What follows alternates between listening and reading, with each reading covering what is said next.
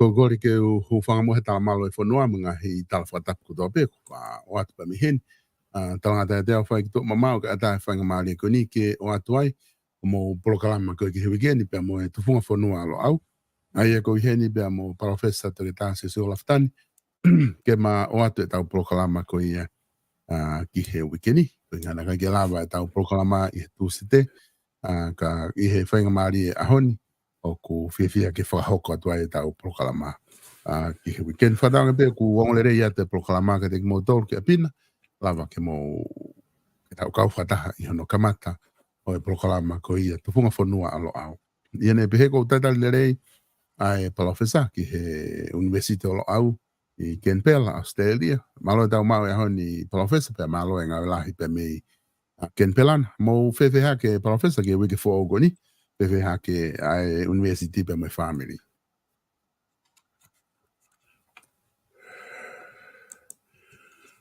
Malo apito uho i wa pe ko korebe ke u whamarumalo atu he tala malo e whanua lotu pe mo e ako kai hoko atu e tau polokalama.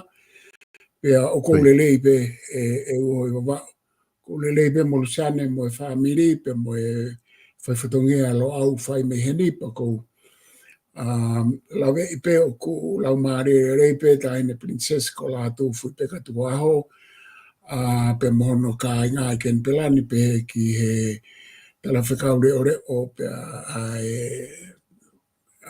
a tonga ki Australia ke tis tu halangi nie pe mo ka unga hawe a piko po no pe kusai pe o mau whanuani Australiani e uho wa whafoki atu. Malapito PALOFESA whawhiawhia ia ko e mahino o ku lerei pe ngā weba me mea kotoa pe ku whahoko pe me he university olo au i Australia.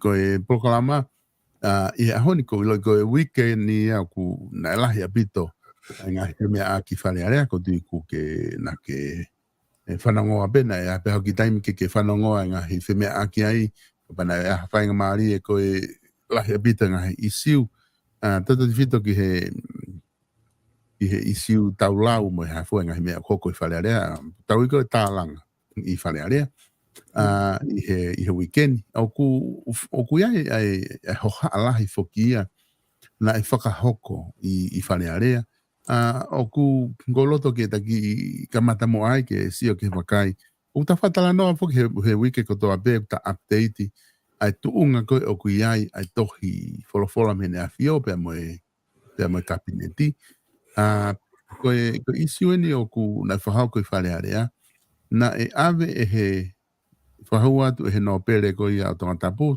tui baka no pe mo kau no pere e nau tohi ki he paremia o kore ki ai ke whakawhise paremia i hono lakanga ko e minister tau malo i whanua pe whakawhisi mo minister ki muri i he whatongia ko e minister ki muri pe mo e takmamata. Ko hinga ko e ke nau whakawhisi o talangofua mo whaapa i he tohi ko e na estuku mai ko tohi mene a whio mo whatahatoko ni. Ka takiang e uho i wawau, toi ai mange ia hena ki motu mai whaikonga o whamatala koe ka tui wakano. Na asi i wharearea he mea aki, na mea tui wakano ne pehe, na e whakahua atu e nau tohi e kau no pere. Ki he pare mia mo e kabineti, ke whakawhise pare mia pa me minister ki muri. Ma tuunga he tohi mene a whio. Pena kai ke nani amana ke tari tohi mai kana e mea me be pare mia o na te mea aki pe o koreanga ke tuanga pe na whainga maari e koni whai pe na whetu taki pe mo ofisi e palasi pe na e magatoka e mea a loto tui wakano i whare area o ne pehe koe nani whamama whae whakau kau ko tari ko whawhia maari e ko tari o ku vai vai. Bea ne mea pehe, koe whakatopu ita ai rea whakamamahi, pea ne pehe, koe hae whakamamahi, koe tari koe na mou whai o pehe o kua whia maari e pe. Ai maa koe hinga ke tari koe na pehe, wholofola mai tu i o to'o ne whalala, kai ate tari ia, me tōn pare mia, o fia maari pe pare mia pa fia maari pe metokon pare mia ki fai fatongia ai minista ki muri a pe do ibanga no guia ko talatau anga tu gene afio pe alo e ni fa matalai i siko ya one fehu ia ga na tolu pe ko hai na tolu ke na hanga ave pakalao ni afio ki fa mau anga menga i uhinga pe he pe a oreva ki hene o mai reva ane ene whakaukau ne pehe ke pare mia. Tuko e whakamau ki toki whai e sihova. Ka pau te mo o heka he waka wholau ki niua. Mo o hulo wifi ki ne awhio. Ko ngā ki aiha mea te saiange. Aia koe konga ia mahu inga ia na whai ai mea ko ia. Aina o whakate fito i he fo i tohi konu ta wha talanoa ke ai he tanga hi polokalama. Na me hake e pare mia o ne tari o ne kore peke o ange peha nau whainga maari e kone o ku whai pe nau whetohi aki. Pea me ofisi, ka e tuanga pe moha nau whainga maari e ke whai pe nau ngā ue. Pea ne kore whakamore more o pehe, o more ke mama o ke aha anga o tai whakapa apa po ka tu tau ke ne a fio ko i ngā he ko ia. Na tupu hake pe i he mo ui whakapa apa. Pea koe ke ne lea aki pe fo i lea koe whaapa. Ka oku ne mo ui aki. A whaapa. Aia koe mea ia maaria ia ku taranoa e tainimi. I he tau soso mitia. Ai to unga koe kui ai e tohi. Palofesa, te upa whoki atu ka te koe haa anga ho wakai. Ki to unga koe ni koe tunga whamui mui ia wau ki he isiu koe ia. Io koe talo e te apolokalama wha o si e uhe o wau mo ku mausio me lo au ke ngāhi whaunga, ngāhi mea e lava ke malawa ke whai, Pea nai hanga he taha e kaulo au o tuku atu he mako o sena aho e ua, ai u mea o malawa ke hoko he tau fo i ngā unu koe ni, Koe. Hange koe ni. Koe mea ena taha tuku mai koe e Lord tui wano, I he taha ngāhi mea, na mauhanga whotu atu malawa ke tau ngā unu, he ku maho inga ke tau ngā unu, Koe. Koe taha, koe malawa ke hanga he whatahatoko ni o ave ai kapneti ki whamau a ngā ke nau whatontono, Koe. Oku ata whakakonistu tone ia. Pea koe taha, ka pau pehe he whatahatoko ni, o ku he kabineti ku hala whatahatoko ni ma nau tohi, ke nau malawa ke nau awe whatahatoko ni, he kei ke kau ai tu i, koe kia ha mea eko ni stuto ne te ne lawa awe tu i, koe whanau mai pe? Koe. Io, koe talatau ia, koe riukawa ia ka pau na wanga o whenga i ke awe tu i, koe ke wha ata ia eko ni stuto ne. Koe mea taha malawa ke hanga he kau whafufonga koe ke nau kau i he pure anga mo kau no pere o whakailo, impeachment whawhare area ai kabineti. Koe. Te whito koe pare mi amo minista kona ko whekita. Koe. Aia koe mea rewa e taha malawa ke ui ha tau konversio whakafonua mo whawaha pure anga ai kau tonga kau matao he umala e whikau aki ki hono whalere pure anga ke whata langa. Koe. Pea koe mea taha koe oku malawa, koe umea possible ke whahoko. Malawa ke te o mai e tohi tu unia e tu i koe Royal Command, koe na tala mai ke na malolo ki tua. Koe. Mana tui koe fo i tohi koe na ko memorandum na ko stala noa ki ai, o kui kai tala mai ia ke na malolo ki tua. O koe ke omi hatu tu uni whaka tu ia ai koe, pea ku whakapoto o pito he o mai ia he whakatahatoko ni koe ke hao hangaton mene a fio. Ki tala mai koe tala mai pe o ku to'o ene whalala mo ene monoloto, monofinangalo. Koe. Pea ku wakai koe o ku ikai te aha uhinga ia ke whata ha fe tala noa aki he mea ko ia ka pau te tau foki ki he talangofua ki e tau fuakawa ko ki he ne afio. He? Koi. He ko foi pehe mai ko koe te aha ku falala mo haku finangalo ke mohoko atu. O kai ke tala mai ke monofo, ka koe tala mai ke mo whakakaukau ko stepu ua kena o ku o atu. He? Koi. Ta kono uinga koe u whakamooni ki ai ki he fie mau koe ke mo mawahe te ulawe ato e pe ki ai ko sao me tonga ka. He? Koi. Kai ke koe u mea koe ko fie lawa, o ku malawa koe u mea koe na mauhanga tuko atu he taulo au, o ku malawa ke hanga he tu ia o veteki ai whare areaka ku o kai ke fu pou au ke he mea ko ia e tonga he ku o kai ka tu unga nia ke pehe kai ke tu ia ke mea ke tau veteki mau pehe tu i e whare area. He? Koi. Ka ku tau whenga awe aki mo e tu i hono mawhai whakarewerewa no pericotive powers o whakatatau ki he konistu tone. O mahino ka te au ia ai konga kona he konistu tone mo lao o nau hu mai ai ke nau whenga ke nau tālanga mo e whatato koni. Pa ku sai pe ia ko whaunga ia e taha. Mana tui whak nau talatu ko saas ko toko ua ko saasi ko pare mia matuitui ata mai matuitui mo masila tahaya ko tau mau talu me he hau koini. He? Koi. Me he tau tufunga fonua.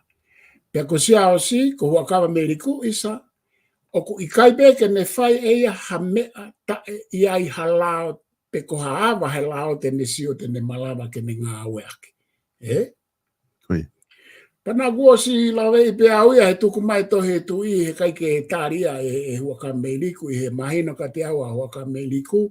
Pea kui kai ke kovi, ko e anga ia ne whakaukau ko eik pare mia, ko ia mawhai lahi tā hoko ke tu i he whanua. Pea ko huaka me riku te ne whai eia u mea ko toa peu ne pehe e malawa ke hu he lao o wau pe na wau ke ne afio. Pana o si lawe i pe au ia he fwoi tohi e kai ke tāria Ameriku from the beginning. Ka ko toki ai atu e ni he mahino ka te ao ka Ameriku, pa ko whapapa kia ko toko oa. Kana ko si lau kia te ne hanga challenge, kai ko ne challenge e tui, ko ne hanga o kono whakarea, ko ne hanga ki whawhi atungia e mawhai pure whakarewa vai tui. Pea moe whatato koni. Te whito ko ia mo minister kona ko whekita. He? Koi. Peka mea kona utuku mai Lord, e no pere tui wakano, koe mūvia e taha na mau adu he lo au. O sene ahe ua me ai. Koe ke mau, koe fuke whanongo wharearea au, koe ke i laupa koe whotu ena nei wheka, koe. O sene ahe ua e mau tuku ate ai u possible move ke whai e whanua mai pureanga. Koe mea e taha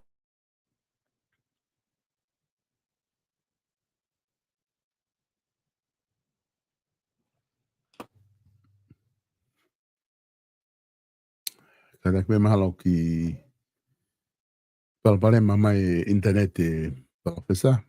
Pea mi ken pela.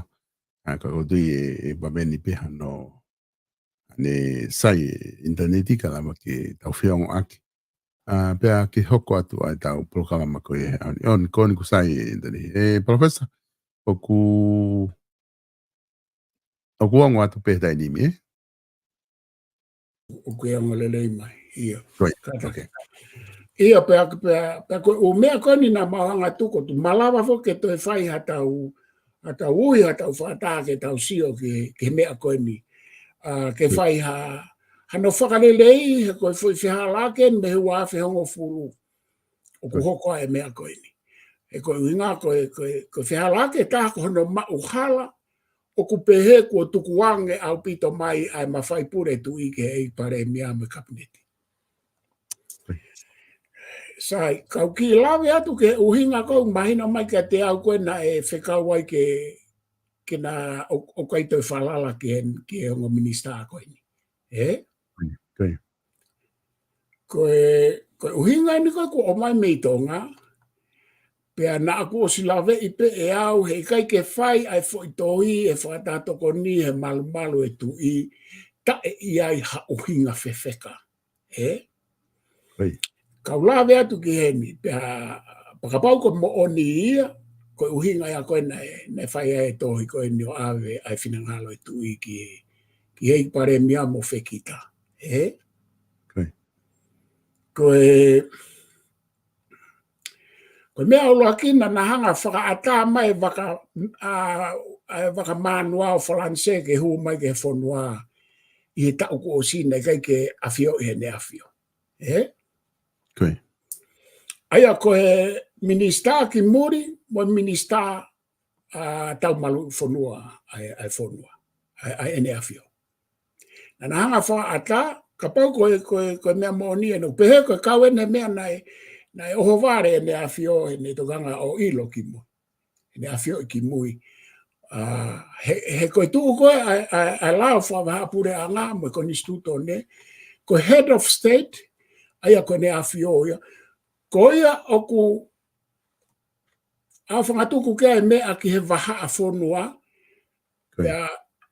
Ki he immigration, ki he whewholau aki. Ko ene awhio, ko uhinga ia kou tuku ai ke malu e konga u potu ngā au e ko ia i ene awhio. Foreign affairs, kawai immigration, ko custom, he ko umeo whikawaki mo border. Ko custom ia whaau i pe ko His Majesty Custom. O kui kai iai ha mawhai pure ia o pare mia, pe ko foreign minister, pe ko Minister malu i whonua ke ne whakaata ha umea pehe, hange ko huma e whumanoa o Wharanse o te eki ke whaha ke ne awhio. He ko ia o kune awhanga tuko e umea lalahi, hange ko departmeni kau polisi. Ko mea ko ai Royal Commissioner ke whire ne awhio. Ko mea ki he whire kau whawhonga ki muri, o i whakatipilo mai tika. Ko umea ko apa, hange ko tahine kuini ko Elizabeth, o kune Philip ai umea ko ia ko umea ia o he mawhai whakarewerewa ia prerogative power e tui. Aia ka pau o ku mo oni e mea o mai mea me tonga ki a te au. Nei talangata a whekita ko foreign affair pe mo pare mia ke na hanga whakaata ai manua Wharanse ke hu ke whonua i kai ke awhio he ne awhio. Pe ko mea aku pehe. O koe ke ilo ia pe na ilo ki ai, pe koe na whai talangata, pe koe na whai wheharaki. Ka koe mea koe ia i he te alu ke tukunga minista, o whemau ke te hanga mahi noi, koe mea koe ia o kua whangatuku, ka pau ke te i he foreign affairs, ka pau ke te i he kere, ka pau ke te he taumalu whanua a ene awhio, minista, Paku te osi ilo pe ai he tu e whaunga whanua o kua whangatuko e o mea ai ni i ki he ne awhio. Aia, ko uhinga e taha o mai mea ki a au me i tonga, me kaulo au, pe ka pau ko mo oni ia, te kai ki hoanga reconfirm, ka ko uhinga e kulahi ene tuku mai me i tonga ki a te au. Ko uhinga e taha, ko Dai hanga e whekita mo pare mia mo kabineti, o ato e tohi ki hene awhio, ko e nau fie mau ke liriu, ai mea ko sekeritari i he foreign affairs. Ko sekeritari whiri he tui. Hanga na tolo ato e tohi talange ai mea ko CEO, kai tu ko sekeritaria na whiri he tui. Ko umea ko yaka te au hono whai ta e whai ha, tā langa whawhonua mua noarea i whakawhonua, pe area i whawhare area. O ko ui au ia ko hono tesi e mawhai whakarewerewa, pa koe prerogative power e so tu i. Na e whai i loi, o ko sia e sekeritari ko Viliami Malolo, sekeritari a koe i he foreign affairs na e whiri he tu i, he koe foreign affairs ko hono konga lahi o ku kei i he malu he tu i, hangepe ko Britania. Kau whoke mai e whamama wha. We are constitutional monarchy under Westminster system. We are not a democratic system. Full stop. Ko ngā koe tau hanga ko whakarea pehe, pe tonu rewa e tau whai whatongia. He kai ke tau hanga teke mai u mea whakademokalati ki he Westminster system ai whanua. Ko foi fehala ki ko me mo na fa samala kris pohiva mo me ko na ai ke teke ke whakate mo ka lati ange. Ko teke ke whaka Westminster system yang he ko constitutional monarchy. Ko me ko no ask mai ko ni sio foto watu ke ai CEO ke ene afio. Fia matamu alahi au pitoia, fia matamu alahi au pitoia ke faunga fonua mo prerogative powers o ene afio. Pea, pa foki mai ene afio, ono whakahoko mai mei tonga, kai ke netari. Pea, pe toi whokotu watu pea. Pakuhanga e viri ami malolo, aia koe takatato ko tata asila ia o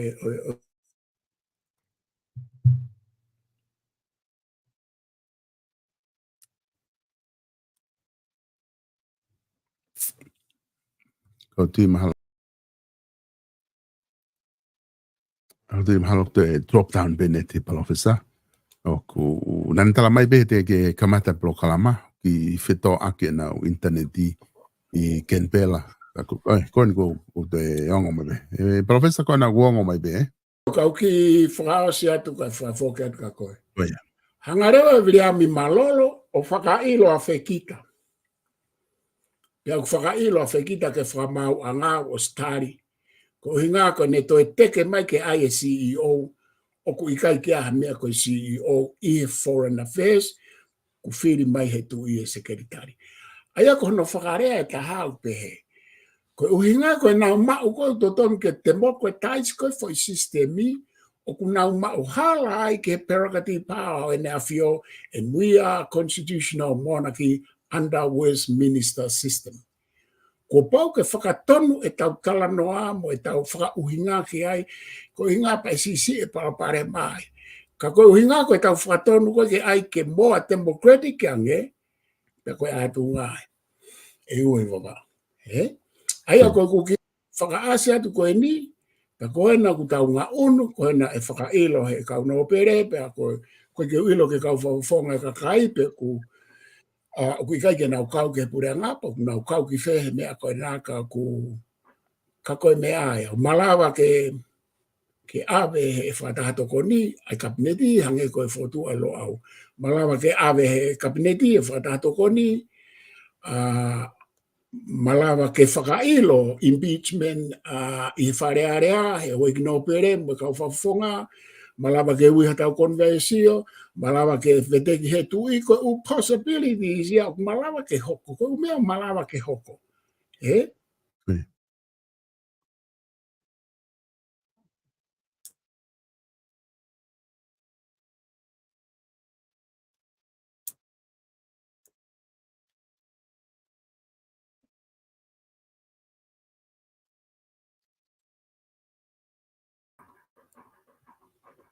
Pada uongo mai be palofesa. Ko mea ko o ai ko pehe hake ko tari ai ki paremia. O ko os mahino au pita ko ni sudonea mo lao. Hei kai ke hanga e ko o ave o ai ke alea mo tu I area whakalao area whakonistutone ka o kunau whai.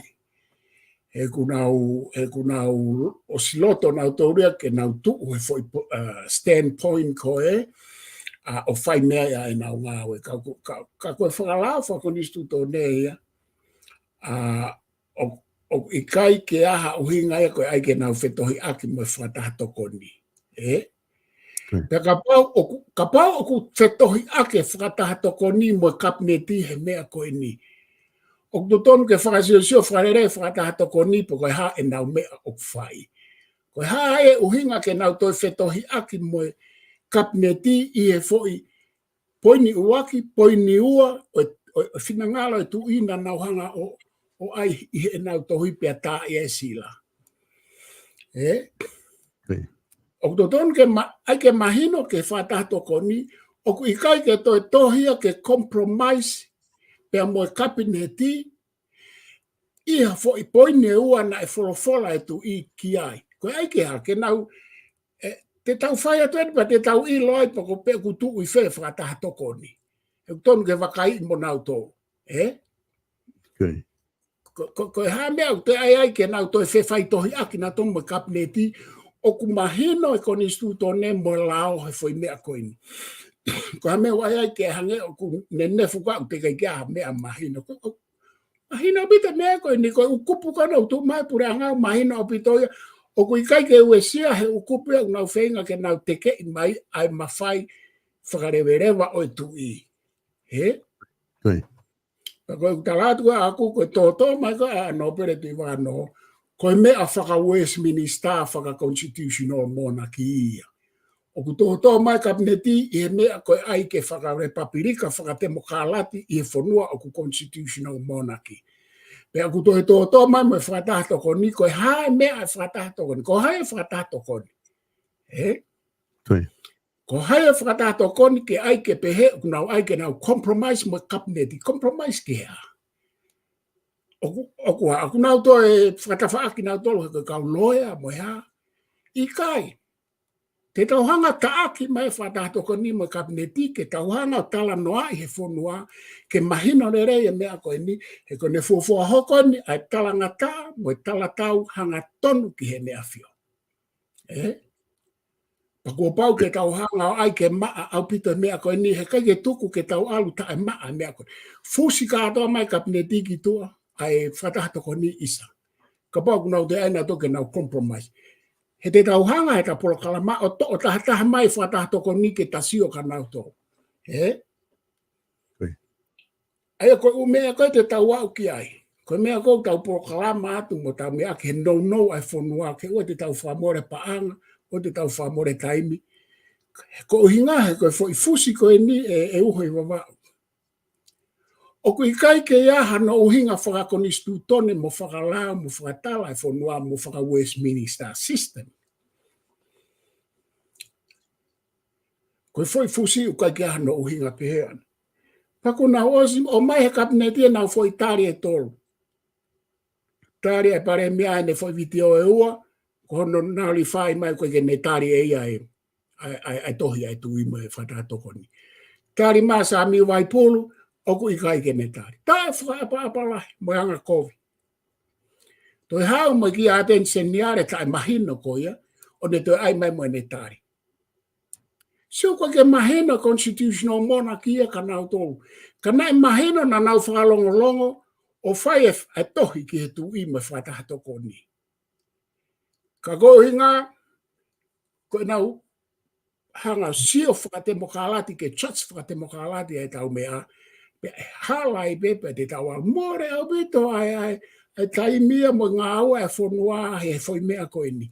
Foi mea tai uhinga e koe ke totonui ke tau alta toki ai. Na puke ai whatongia. Koe ku mao mahala he kai ke lava he ne awhio ke ne hanga taaki e hongo alakanga minister koe ni mea nā ua whatatau ke konistu tone. Koe uhinga e koe kapau ku tone koe uhinga e koe na ne tohi mai ai. Ka koe mea koe tene lava taake whare aki tua. He kai kene lava taake pare mea mo minister koe na. Pea koe ai rewa na crowd at na ua e foi tohi ke ne talato e na ua te whai pe na whakaukau mo na ngā ue ki ai. Ka kupehene mea. Koe constitutional monarchy, mo prerogative powers of the king, mo prerogative powers of the crown. He kuke prerogative powers o crown me prerogative powers of the monarch. Na kuanga whamatala i polo kalama ki se ne wikosi. O kuna keke. Ka kusai mahau ke whafoki atu, ka utok mai o to whamara ala e ngofo i mawhai wharewerewa e ua koia. He koe uhinga he koe ke nau hanga na tolo mahino e fo i ua, koe uhinga e kuna utala noa pehe ai.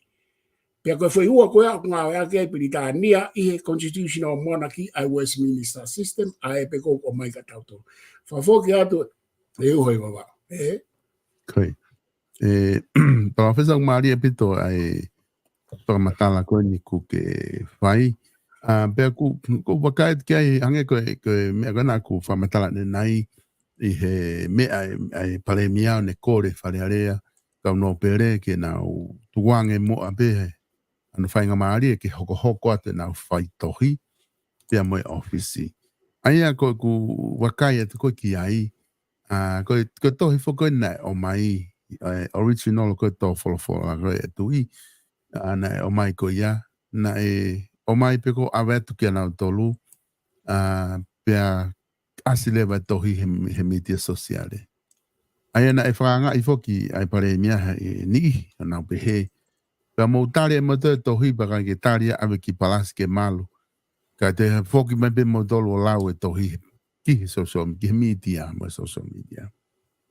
Ai ko fe me aki kone ku fetohi aki kone ku nau hoko atu ki ai. Mahalo ko taha ia o e whakaukau na e whihala ki e tari na nau whai he whonga ono ave. Ai ko whiko tari kone te mau whai kone te mau feto ai whalongolongo pe. Ke ona te wakai ki hata.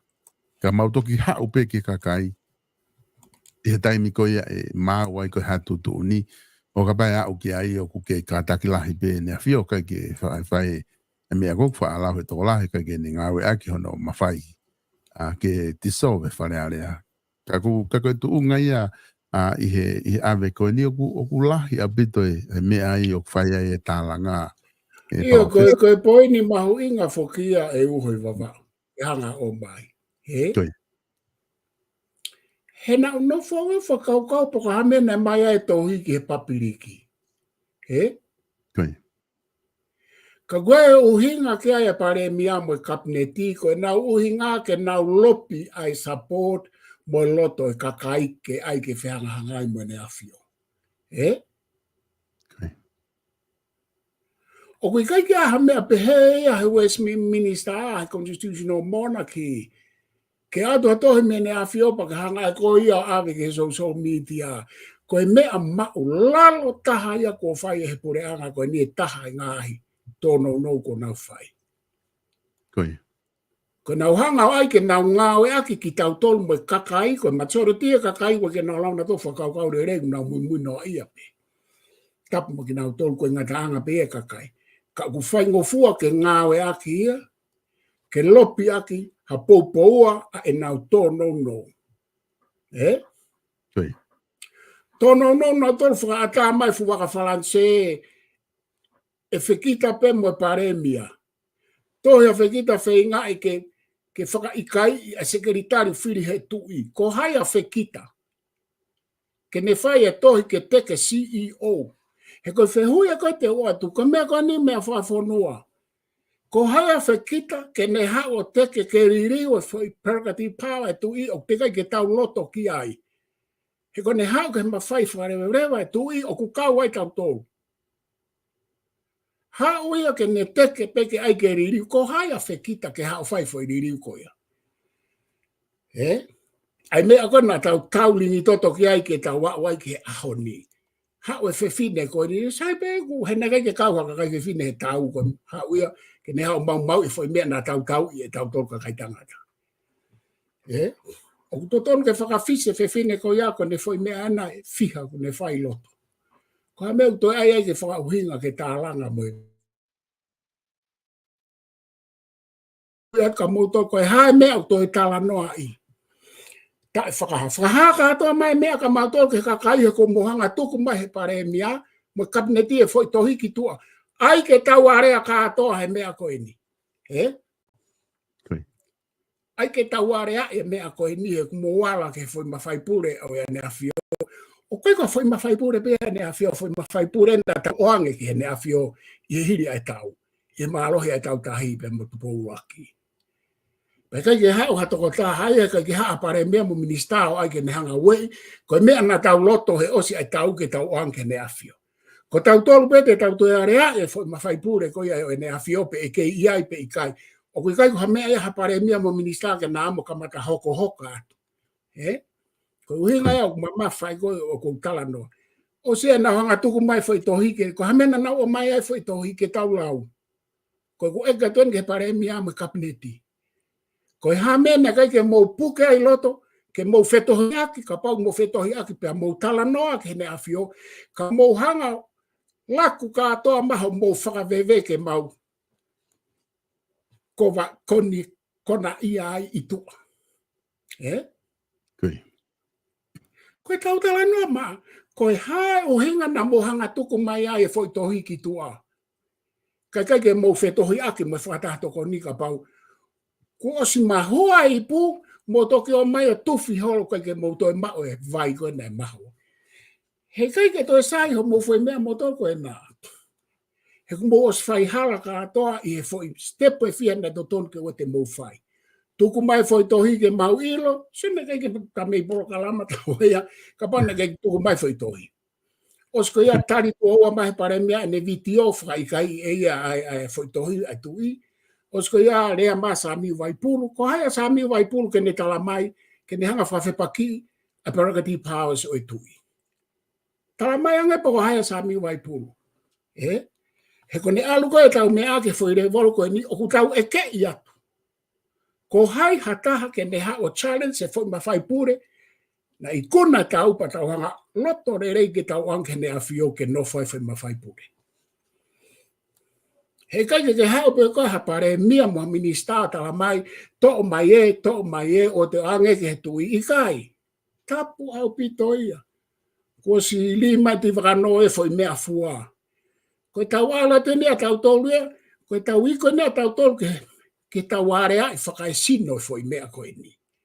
Ka pau o kongo ngata whakata mai, ka pau kongo ngata whakalao te tau area i whakai sino foi mea koe ni, o whaito o tō taha ke ua nā toi hoko e whonua. Ka e orewa, ke tau toki loto, i he tau konversio, me tau whēarea aki whaka social contract, ma ne a whio ke wahe mai ai konga no prerogative power. Kau ki lawe atu e uhi wawao ke prerogative power se tui hono konga e ua. Tari ke uki whamo oi e me ai ko ki lere to toki o lunga.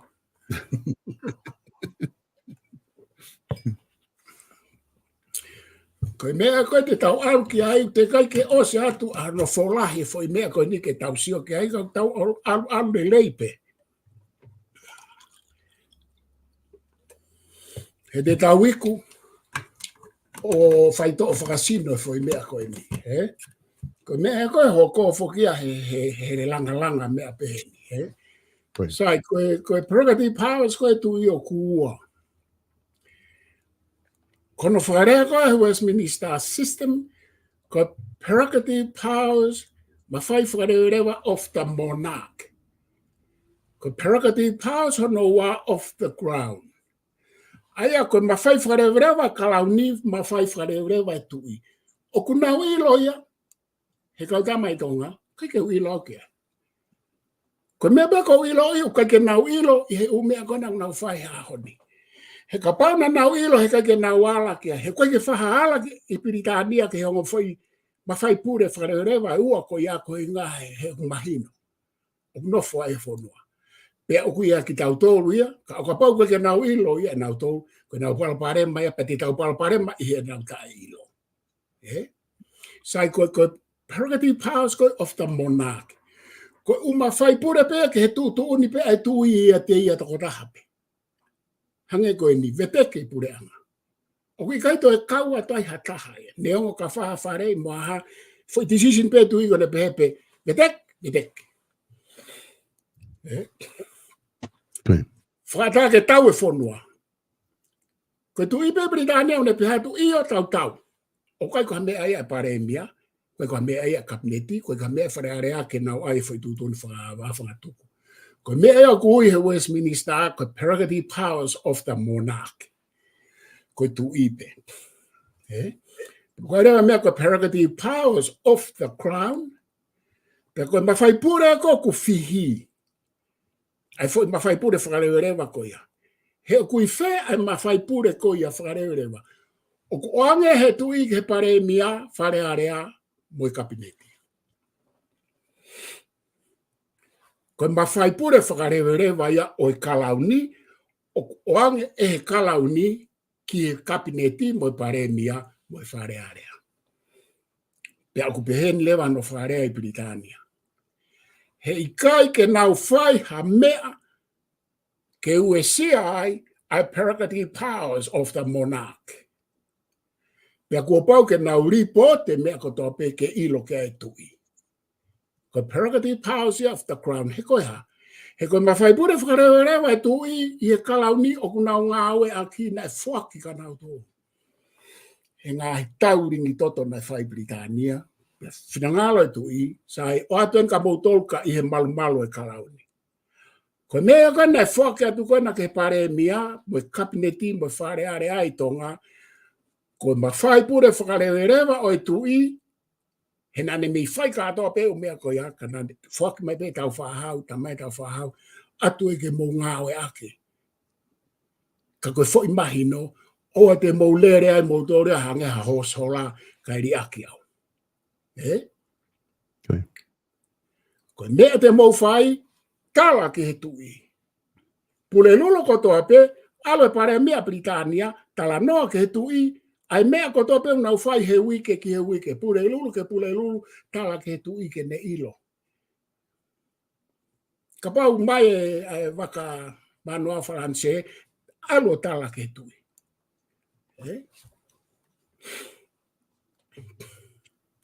Koe mea kona uhinga atu, totonu ke whakawike ua, ai otens, ai pare mea, i he polokalama ya koe, a sene. Pea moi tui, he kusisi e mahina e taha, koe mea lawa e mahina e taha. Koe ola ene mahina e taha, koe tae mahino, whi mahino ake pare mea moi tui.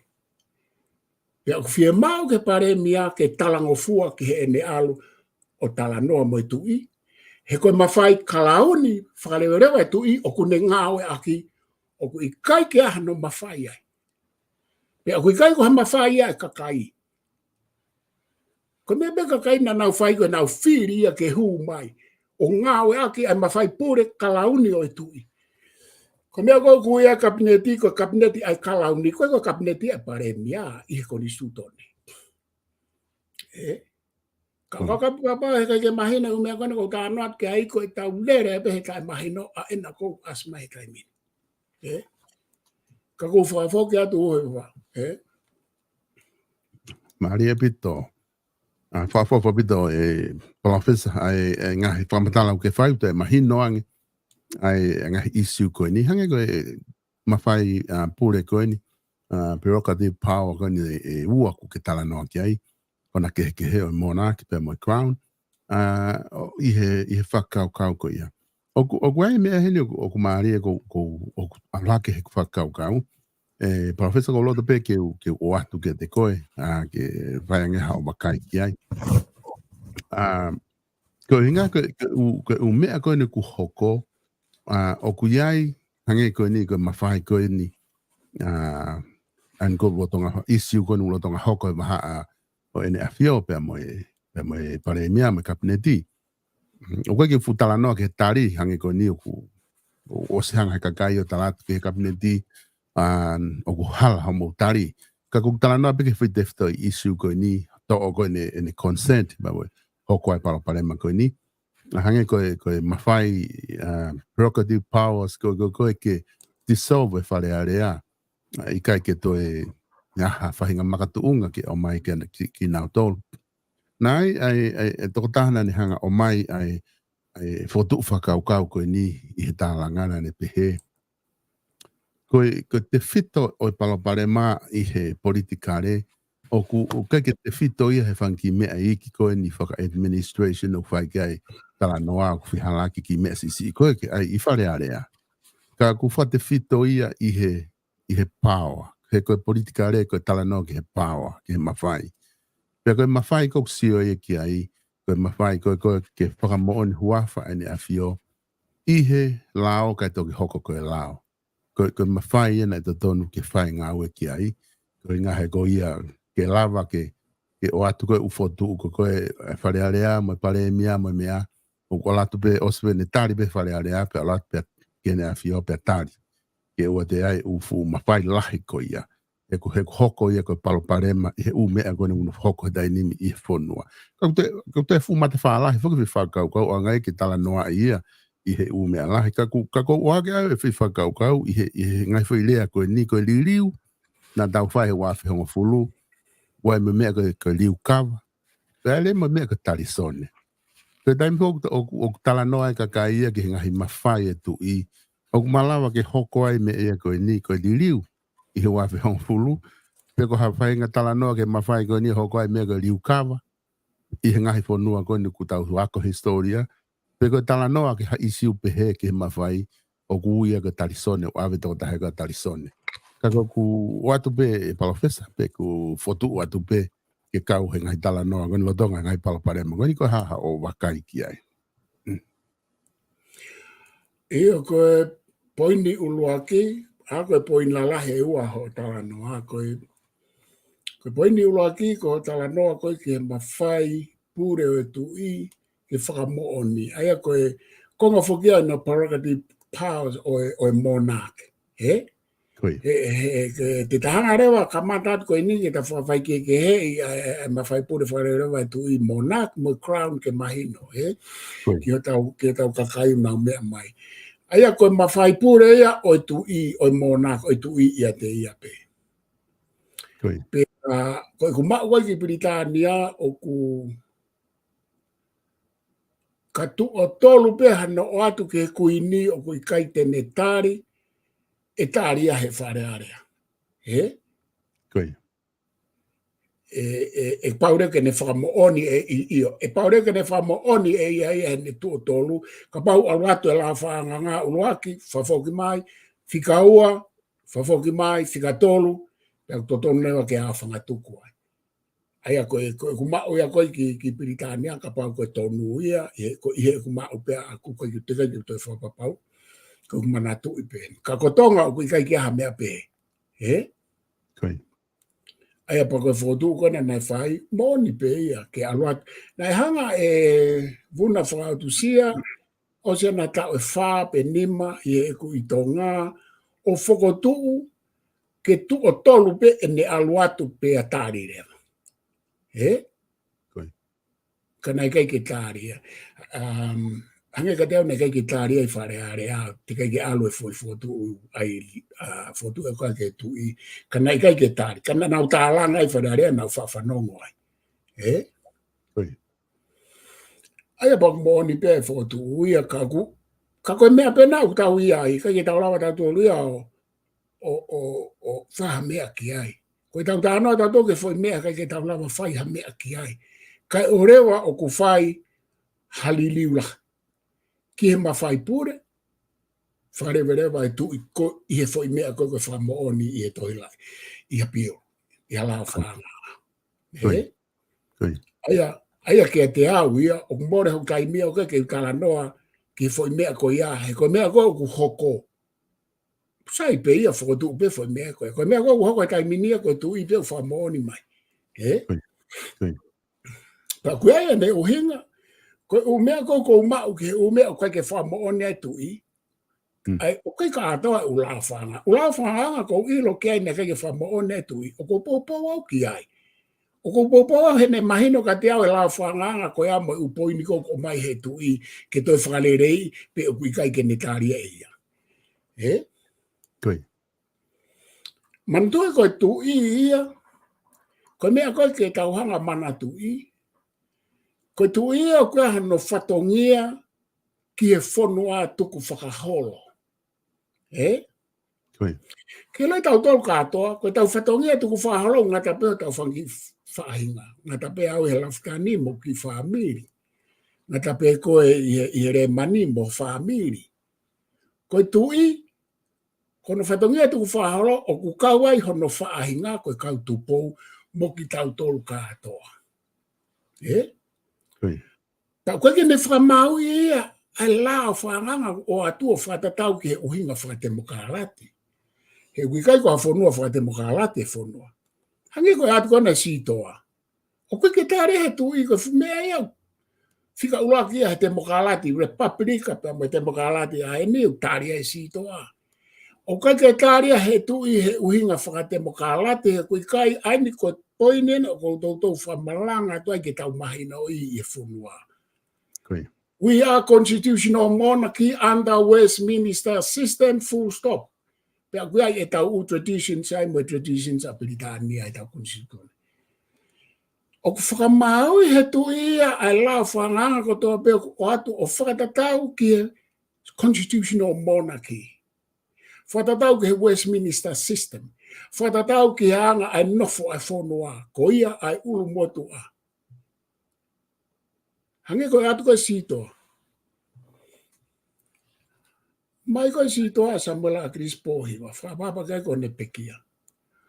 Koe fu laka demonstration na tokolahi nge laka koe ahe laka koe ke liliu. Ai laka koe koe whawhepaki ke sitoa. Swang? Koe laka ia, kau te mokalati koe na nau poupou koe ka akiri sito. Ki ilo nau tole koe sitoa te ne veteke ia umeala. Tukilo na toko te mokalati o aplika polo peho no ngahi mea pa kua no ngahi mea. Tene hanga ia veu ke whaunga whanua mo e tala whanua mo e tau mo ui. Oa o ke whaunga whakonistu tone whanua.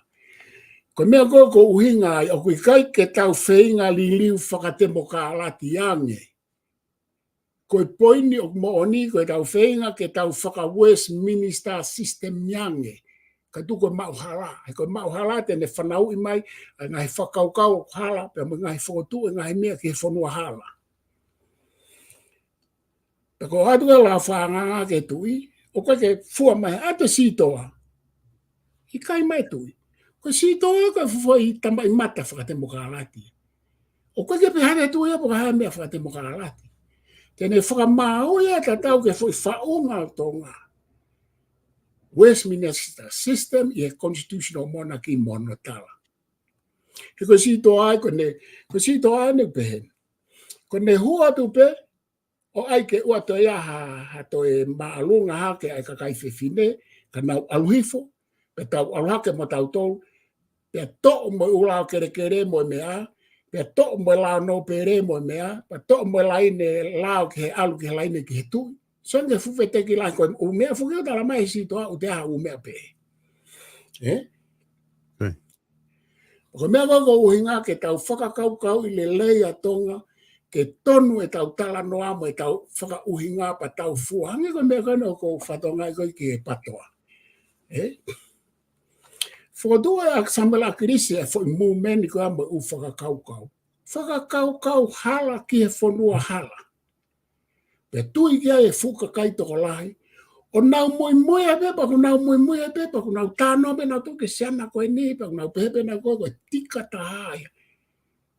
Ka hei kai ke nau lava e nau tole ka aurewa ku nau riu kawa ke ai e umea koe nau. Ka nau whemau e umea koe nau, nau tau kawe i riu kawai, ai pure anga whatu ia tonga. O toton ke pe, nau mai na tolo tala noa i koe hae umea e hoa ange he umea whakatemokalati o nau tā noa i mo whaunga whakamonaki. Koe mea i kou toton ke whai he kulupu koe na. Kai tuku ke aide whakatemokalati ange, poka whakatemokalati ange i whe he fu constitutional monarchy e ngā au e whe ka orewa wha riu kawa. Ko hai e riu kawa e na, koe ke hata hai ke hano kete ke riu kawa. Mahalo hua ka meriko na wano kete ona ke. Ne anga challenge se mawhai wharewerewa e tui. Maha koe tangata ia koe koe ano kete. Ka o te ekpeke usi au ke tahi tonga koe ano kete. He ko osi ilo au e mea koe no hoko koe ni e ne hanga fotu e ngai whakaukau koe ni mo poupou ke aia nau tolo e kabineti koe na. Ka o kunge esi katoa pe ka te ao. Ko nau mea katoa kwhai unge es katoa he kui kai ke usiwa tau ia o kuia hataha nau tau te nau lava o furihi ai prerogative powers of the monarch mo prerogative powers of the crown. Ko mea koe ke nau whai ke nau whenga ke nau mahino ia pa nau ngā oe accordingly whapatonu ki ai. Whakavetonu ki ai ka tau alu mo lolo. He? Tako whakapapa ka nau tau. Ka kuna hanga nau tolo whakatupo e fo i mea ke tau tālanga whewheka ai. Ko nau tona nau mai tohika tau tolo ke tau lau, ko inga ke ato e tau whakaukau. Ko nau tona nau polokalama mai tolu o mai e nau tāri. Pau reo ke tau tala noa i ko nau tolo. Paka pau nau toi whenga nau tolo ke ai e ipuwai ko mahua, ko te ai ke toi area mo whatahatoko nike ha. Fusi mai whatahatoko niki tua paka hae mea to ai ke whetohi ak whalongolongo holo koe na. Oua toi whetohi ak whalongolongo ha mea he kuo huarela mea ki tua ki mamani. Kau alua i rewai. Whafokia. Mahina obito. Ai whata no ke whai palofesa. Ai ku hangepe ko mea na ku wha o atu ane nai. ku mahino eni e te mahino ange tala noa he potu whakau konu ki a mai. Ngai mawhai e tu I prerogative powers ki a monarch. Pe wale mo ngai mea te tau tala noa ba pe koe prerogative powers e nei a crown. Koe ngā mahino rewa e ne tuu koe umawhai heku lahi a pito o hange koe a kua tala noa ki ai I he konstituto ne. Palofesa ko ilo I pe ko wiki aki ni hono wha mahalo I ta polo kalama. Kaka unaka I siu lahi foki ni pa mo mahu inga. Pe aku ta me staka pe he ngahi I siu ko ni I he wiki kotoa pe ngahi mea ku aroake me whare area. O kai ke lama mau hata taimi ai ke ta unu ke ta konstituto ne.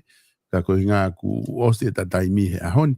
Ka watu mua palofesa ki ke whakama apopo mai bea he isiu koe ni.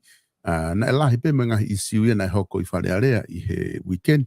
Ka ko tui I koe tahaine isiu mahu inga. O ku whehoko taki ia mga mea ku ta wha apolo kalama ki ai. Ka ta toki hoko ate hui ka o palofesa.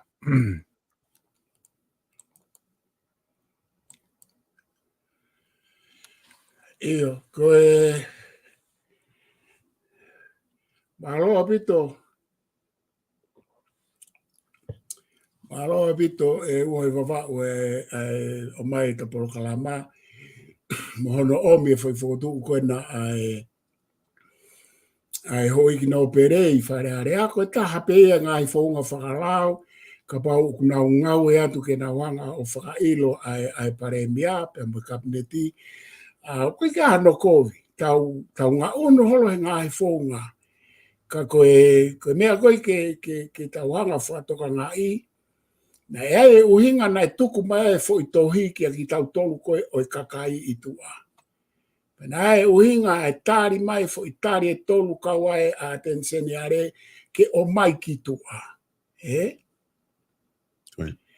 koe whaunga whaka ngā we, ai constitutional monarchy, ai whaapapai, ai whetauhi aki wā, I e Privacy Act, na e tonu ke ua e tuku mai fo I tohi, ka nau whai ha nau tari hanga tonu, pe koe nau area mo whatato ko ni, moeha. O whia mau ke mahino ki he kautaki. O kui kai ko ki tau tolu kakai, I tua, koe whanga vare, ke nau vai inga ake pe nau ume o whai he mawhai, pa nau hanga laku mai, ko inga ke tau mui noa ia pe, he nau ume o whai. O whi mau ke mahina ka nau tolu, ko kakai ukai ke nau vare, o kai ko hamea ke nau tesi ai e nau u whakakau mo, e nau u kā mo, e nau ume a pehe. O whi mau ke nau whaito tonu mai ki he kakai, pa nau whaito tonu I hono whai ho nau whatongia. He koe whai tuku mai whai tohi, koe whai kā koe ai ke wainga aki ki tau tolu ke tau oho atu. Ai whai mea ia na e tohi ai kabineti ki a hai. Ai whakataha toko ni. Na e tohi whakataha toko ni ki a hai. Tala mai ang e hataha. Na e tohi mai ki he kakai, ke pulusi mai ke tau lau, pe koe tohi ki he pare miama kabineti. Koe hamene o mai he pare miama kabineti e tohi ke tau lau. O kui kaito e lava he kautaki e whanua ke puke Privacy Act e whanua ke he tau malu. He kunau ilo kako e tau malu makatunga me nau puke u information e. Tatau moeni, tatau mo u whanua. Amerika Britania. O kwa u information e he kai ke alu e ke papiriki o si hatu. Tau fia, lau te au. Ka urewa ku mateu teu e kakaiki ai. O whi mau ke ilo he whatahatoka ni me kabineti he kai ke nau hanga ai ki tau tolu ko whanga vare, ke nau hanga vainga aki ki tau tolu tapu au pito ia. Ka kou lea tene malu e lo au. He kai ke mou lava ke mou vainga aki mau tolu he te ulea atu au ia. He lea atu palofesa ina whatua kau ia. Ka whuke ilo he kakaia ko e mau lea ho nau malu. He whahinga e lau mai a ka au. O kou lea atu au ke nau tolu, o ke nau ilo e nau tolu. O kaya me aia he taimini whao se akea uhe wawao. O kai fo I aki meni maari e hoko I maamani e taimini mala e politiki mo political philosophy. O kupehene fo I whakawhekiki. Ko no foko e kau taki I he lakanga taki. O ku maka tu onga pe ia o ka pau nau whai maha nau whatongia to tonu mo oni kia ki tau tō. Pe o te nau wainga aki mo ai aki pe ke taki aki ki tau tō. Ko inga ke ko whi mea whakau whai, ko no ai ke taki ki tau tō ke pou ka nau tō. Ka paubrewa he kai ke nau lava nau tōro whai ho nau whatongia ko e kau taki. Pe o whakatu merewa he filosofa ko John Noam Chomsky. Me Amerika, tangata Palestine kei moi. Whakahifo, pureanga ia ko ia. Anarchism, ko whainga where guigo anarchism, o I kai ke nauhanga o tari, ai whaifatongia hala ai pureanga panau kei nofo I pureanga.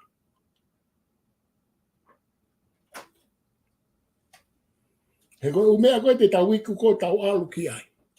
He? O ku ikai ke makatuunga e nau whai whatongia ko uhinga ko ki nau tōlu. Ko uhinga he na e whiri ki nau tōlu. Ikai, o ku mahu ea, o ku makatuunga e nau whai whatongia ko uhinga ko ki nau tōlu ko e whanua.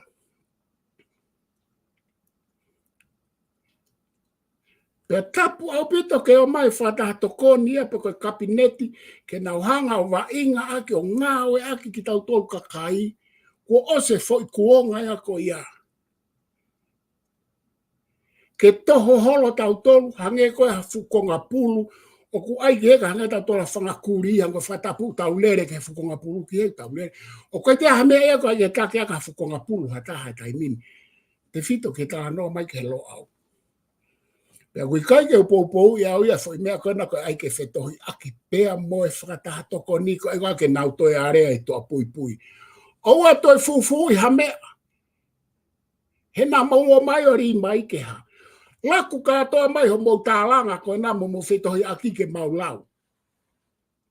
Nā mo mai o ai mai ka mau tolu pea. Oskapa mou holo mui ke mou toi whakapoto mai ka mau vare mau tolu. Kapu au pito ke ai mai whainga mea ko ia ke lotonga e tau kei whainga atu ki he lelei ai whonua. Aua toi whai ha whetohi aki mui tua pui pui. Laku mai kapnete utohi ki he ke maulau, ka hai toi whai ke he mea. Ka hai toi tohi fufui. Kai ke he uhe wawa, whamaroa ka te koe kulawa I ta porokalama. Ngari mamafa pe tala noa, hai ku mamafa e mea koe ni. Ka pau ke pehe mai ko ia ko fumea noa ia ai ko ngata anga ia ho sio.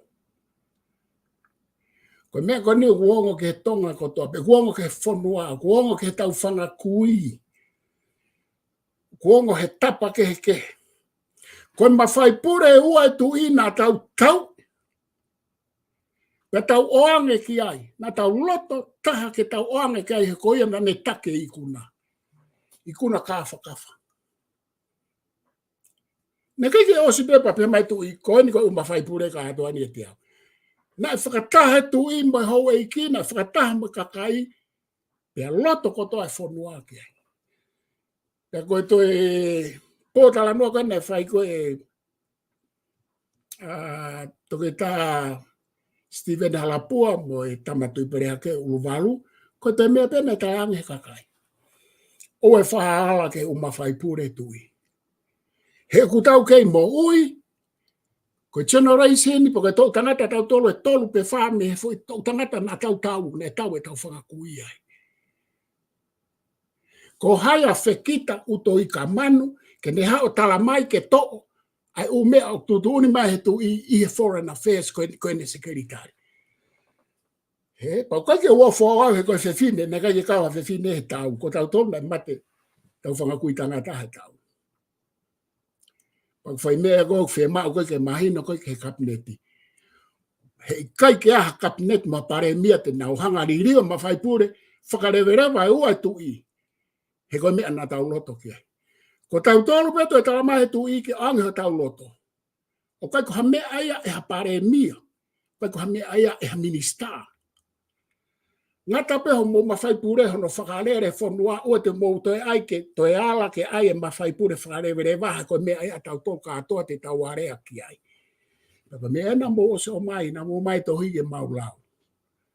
Te mau mui atu po hawhai u tohi whetohi aki mau taimi kona o kei whaipa tuku mai ke papiriki ke mau lau ke mau atu e mau whakaukau. Whamalo atu o hewa wau ka tatoki hoko atu o whalahi atu ki mau tolu kotoa pe. Whamalo atu e Palofesa he lawa e whatara noa e ahoni. Tatoki hoko atu i he plokalama tufunga fonua alo au i he taimtata i he uike kahau he tūsi te o whātu Palofesa. Ova. Whamalo atu ka te motol kainga i he lawa koe e plokalama koe ni tufunga fonua alo au ai e pemo Palofesa to e da SIOSIUA LAFITANI. Whamalo atu ke tau kau sponsor malo apito se mo ke matu aki mai matoko ni ki ngai plokalama tata te fito ki South Pacific Loans o ku whamalo lai ke te motolo noa walu ngeau walu hiva walu kau ke fie mau whahinga toko ni whapaanga ko e kau tahaena o ku nau toko ni o tau kainga tonga i loto o kalani ko South Pacific Loans te ke lava o whetu taki ki ai ke nau toko ni atu ki ate koe. Ika ke ngatai o ku whamalola hea tu be mi he page fashion stores ai loto noka lofa ke te motol kotoa pe ku mo malawa ke mo wafia tu ki wharekoloa koe ni hanga tu ke tau mai pe au o whatau hao wala mi ai lahi au pita ngahi wala o ku osi ai amana ke te tuuta tu mana uta ke ngahi wala kaureka ko ke lahi tahe na u wala ke kakai lahi tangata wala ke kakai fifine mak kotoa atu i he ika telefoni ke ua fitu tolu ni mau no, pega walu fitu noa, walu, ni matolu. Ko e tau kataha ko ia, tonga i loto Nusilani o rewa, ko e Francis T. Katz, tu ia i he whikataha hiba B, o Moanui Avenue o rewa, ko i telefoni ena, no hiba whaafitu ni matolu nima, no wataha, no walu, wafitu hiba taha hiba.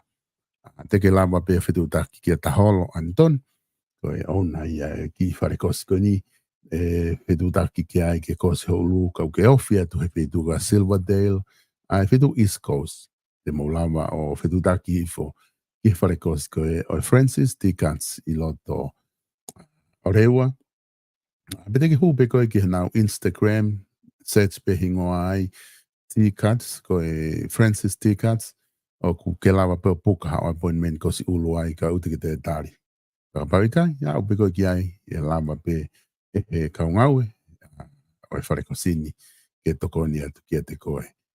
Koe hoko ai wha e toki foki mai tau prokalama ai e whahoko ai e whatwhanua fo o ai na mawhiringa ke kamata ne uhuka ku whaingata maki a te mata foki mai i hoko ai wha o whai whatara noa ki he whafafonga whare area koe ia.